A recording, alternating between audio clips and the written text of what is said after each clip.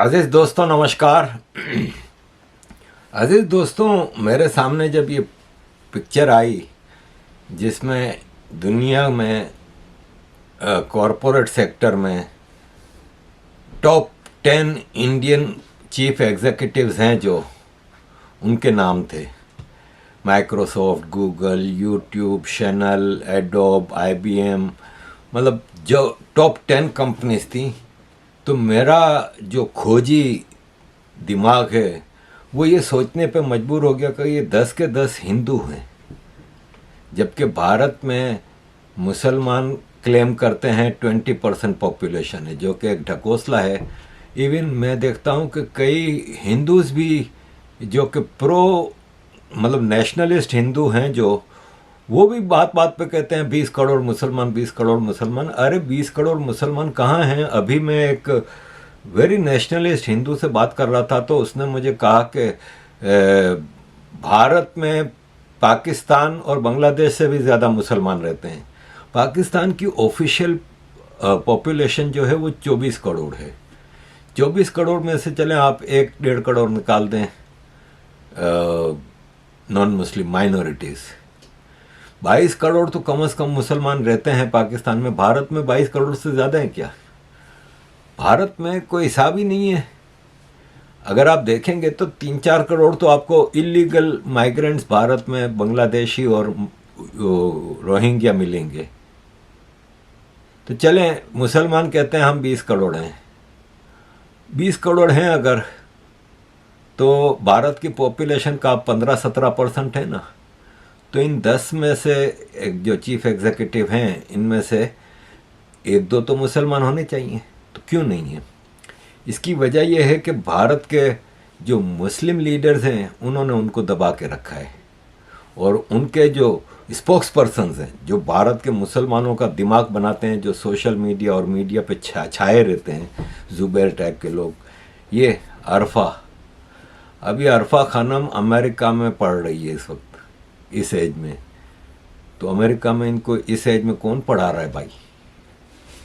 हम यहाँ पे रह के, लंदन में रह के, यूरोपियन सिटीज़न होके अपने बच्चों को पढ़ाने के लिए किस तरह के खज्जल ख्वारी में पड़े हुए हैं, ये हम जानते हैं। यूनिवर्सिटीज़ की फ़ीस देना, ये तो अच्छा रहने का तो मसला है नहीं, हम तो रहते ही इधर हैं। ये तो वहाँ पे रह भी रही हैं और 5 स्टार लाइफ गुजार रही हैं वहाँ पे। खुद इनकी ड्रेसिंग और इनके मतलब चौंचले देखें। और मुसलमान लड़कियों के लिए आई स्टैंड विथ हिजाब। मुसलमान बच्चों को मदरसे में भेजो, इनका बच्चा नहीं जाता मदरसे में। इनमें से किसी की फैमिली का बच्चा मदरसे में नहीं जाता, चाहे वो अवैसी ख़ानदान हो, चाहे वो ज़ुबैर ख़ानदान हो, चाहे वो अरफा खानम, राना अय्यूब, इन सब के बच्चे मदरसों में नहीं जाते। लेकिन मुसलमान बच्चों के लिए मदरसों की वो प्रोपेगेंडा करेंगे। तो ये वजह है। दूसरा वजह ये है, ये आपके जो आपको कहीं से लगता है कि ये ओपोजिशन लीडर है, इसका जो बॉडी लैंग्वेज है, इसकी जो ड्रेसिंग है और इसकी जो बातें हैं, कहीं से आपको लगता है कि ये इंडियन भी है। मतलब कितना भी आपको मोदी जी से मसला है, आपको बीजेपी का खार है, आपको कुछ भी, आप अपने देश के लिए तो अच्छा सोचेंगे कि नहीं सोचेंगे? कभी कास्ट की बात लाएंगे, कभी क्या ले आएंगे, कभी क्या। जितना एंटी इंडिया मसला होगा उसमें ये सबसे आगे खड़े होंगे। देखें, अगर बीजेपी ना होती ना, तो ये वीडियो है ना, ये मैं पिछली वीडियो में लगाना भूल गया था। मैंने आपको बताया था कि बांग्लादेश में बच्चों की तरबियत ऐसे होती है।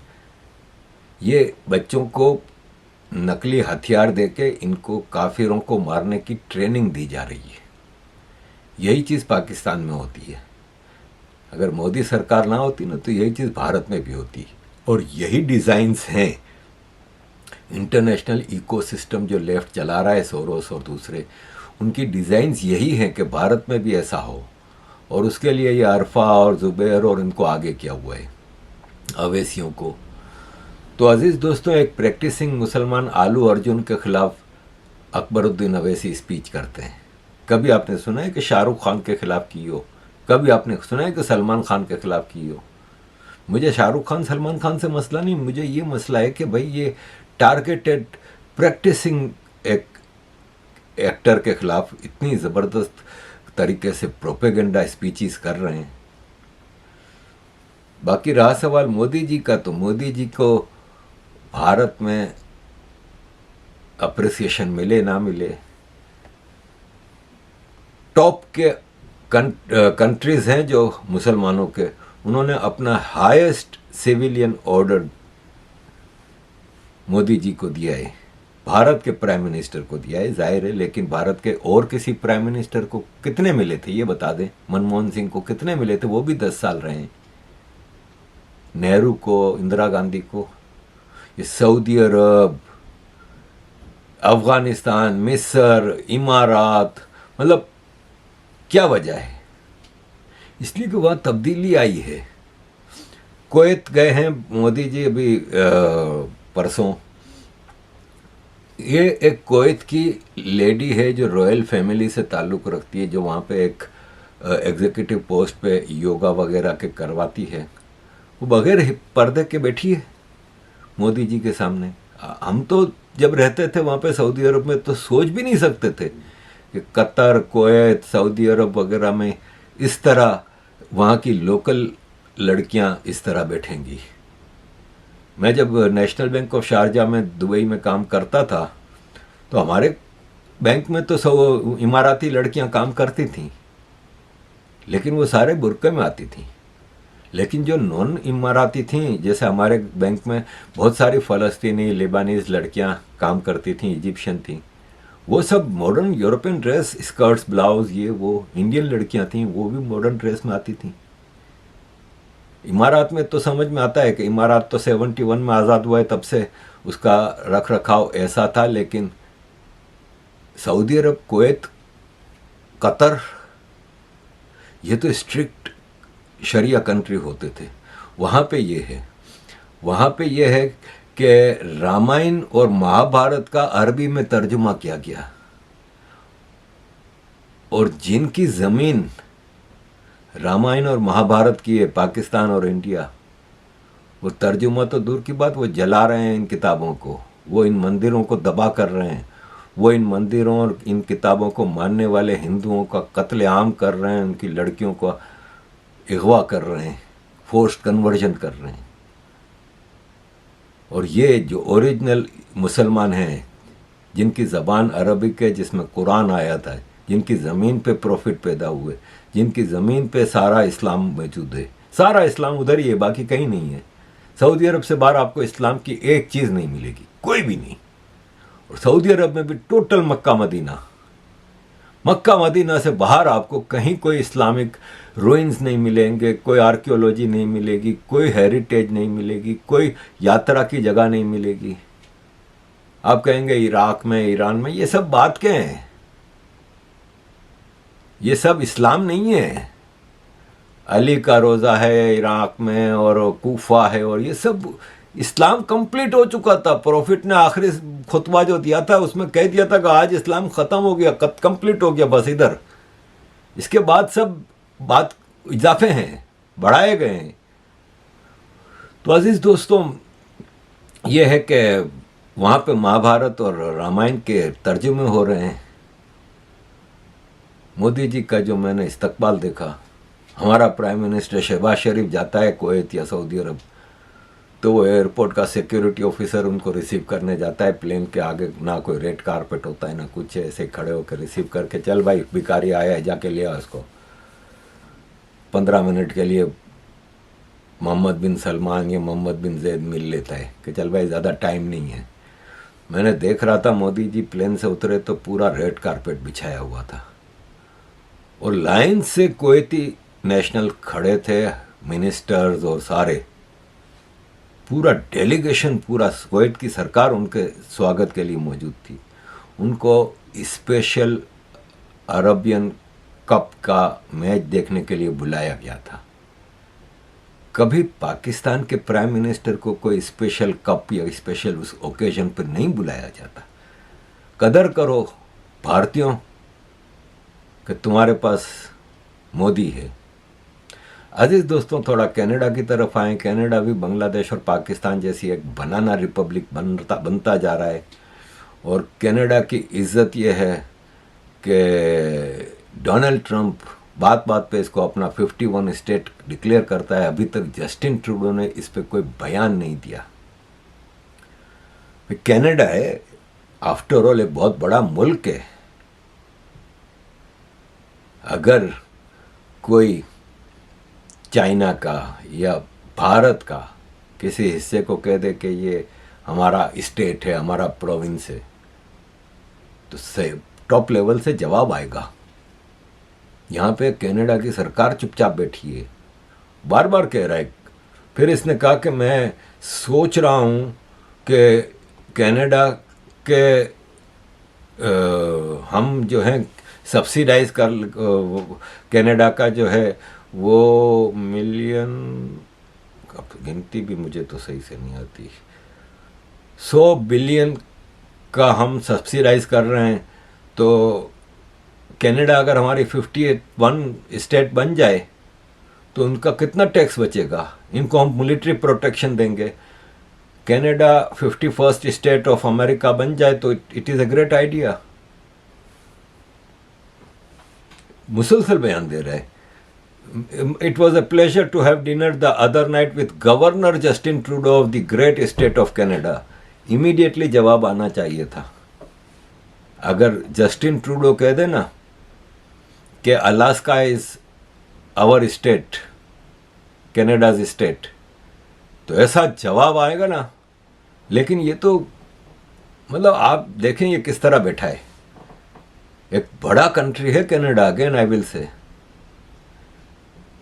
अब यह है कि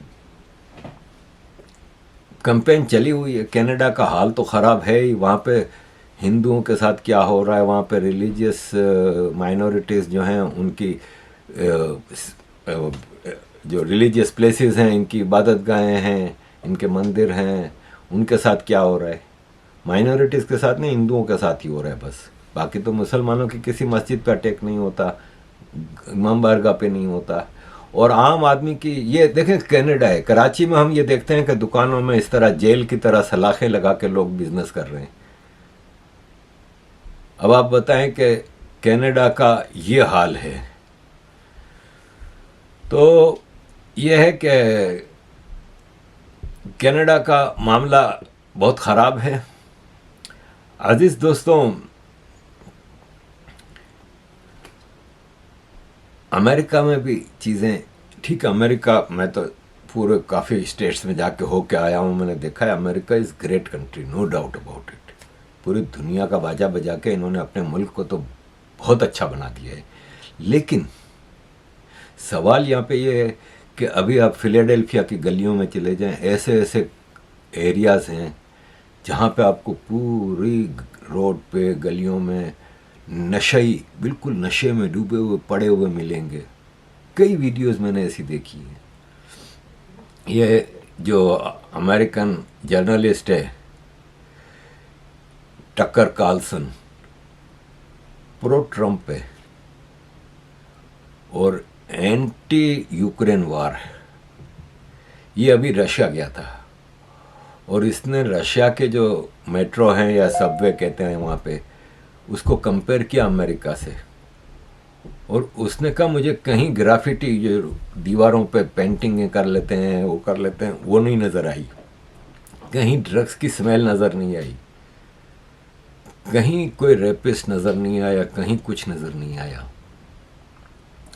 अजीज़ दोस्तों, ये रशिया को जितना वो तबाह करना चाहते हैं ना, रशिया कह रहे हैं कि इकोनॉमी तबाह हो गई है, वो एक इतनी लंबी जंग और नेटो से लड़ रहा है। यूक्रेन से तो नहीं लड़ रहा ना, सबको पता है। यूक्रेन की तो औकात नहीं है। यूक्रेन का तो रोज़ खड़ा है अमेरिका के आगे कि पैसे दो, पैसे दो, पैसे दो। और जो पैसे लेके जा रहा है उसका पोल खुल गया है कि वो पैसे सारे मनी लॉन्ड्रिंग होती है और फिर लूट मार। यूक्रेन और उसके मिनिस्टर्स और यूक्रेन के जो ज़ेलेंस्की और उसके मिनिस्टर्स और उनकी मिलियंस ऑफ डॉलर्स की प्रॉपर्टियां हैं मुख्तलिफ देशों में, और वो खूब जमा कर रहे हैं। और उसमें डेमोक्रेट्स ने बहुत बड़ा फ़ायदा उठाया है, बड़ा माल बनाया है। तो अजीज़ दोस्तों, ये सारी सिचुएशन है। डोनाल्ड ट्रंप के हवाले से कुछ चीज़ें हैं, कुछ और चीज़ें भी सामने हैं, लेकिन फिर टाइम कंस्ट्रेंट है। सिर्फ एंड पे आपको मैं ये बता दूं कि ये जो लेफ्ट के इकोसिस्टम का मैगज़ीन है ना, दी इकोनॉमिस्ट, ब्रिटिश मैगज़ीन है, उसने पूरी कंट्री ऑफ द ईयर है ना बांग्लादेश को करार दिया है। अजीज़ दोस्तों, इन लोगों की डेमोक्रेसी की दुकान जो ये चलाते हैं, मुझे समझ नहीं आती कि डेमोक्रेटिकली इलेक्टेड गवर्नमेंट को पछाड़ के एक आदमी मिलिट्री पावर के ज़रिए आया है अनइलेक्टेड, उसको ये country of the year declare कर रहे हैं और बाकी जगहों पे डेमोक्रेसी लाने के लिए कोशिशें करते हैं। ये हैं सारे ढकोसले, ये वेस्ट के इकोसिस्टम के। अजीज दोस्तों, thank you very much for all your support. Kindly keep supporting.